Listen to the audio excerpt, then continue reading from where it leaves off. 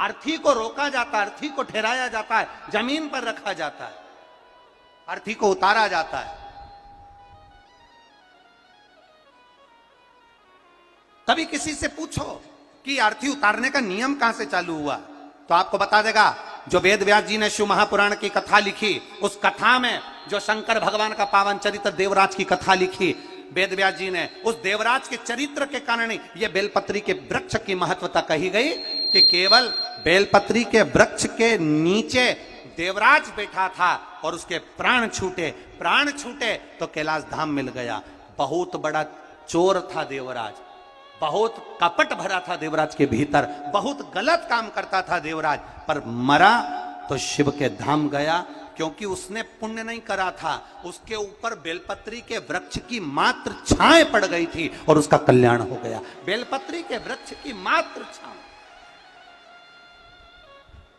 आज भी हमारे सनातन धर्म का नियम है, आज भी हमारे सनातन धर्म का भाव कहा जाता है कि मुर्दे को लेकर जाते हैं तो एक जगह पर नीचे रखा जाता है, वो रखने का स्थान होता था बेलपत्री के वृक्ष की छांव पड़ जाए।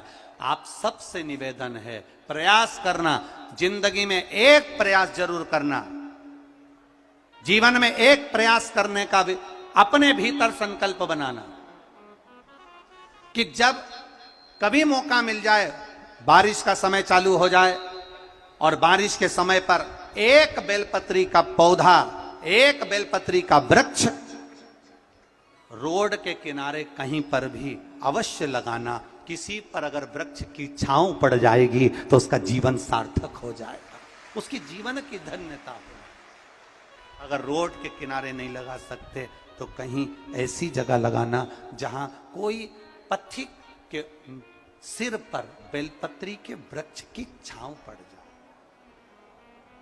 इतना कितना कहा गया है शिव महापुराण के अंतर्गत, कितना वर्णन करा गया। 1000 अश्वमेध यज्ञ कर लो, 1,00,000 सर्वतोमुखी यज्ञ कर लो, भारत की भूमि के सारे तीर्थ कर लो,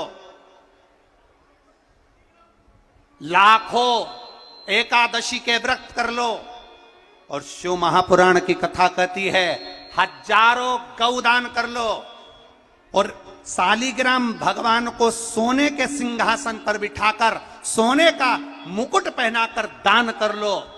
उतना पुण्य केवल एक बेलपत्री शंकर भगवान को समर्पित करने से प्राप्त हो जाता है। केवल एक बेलपत्र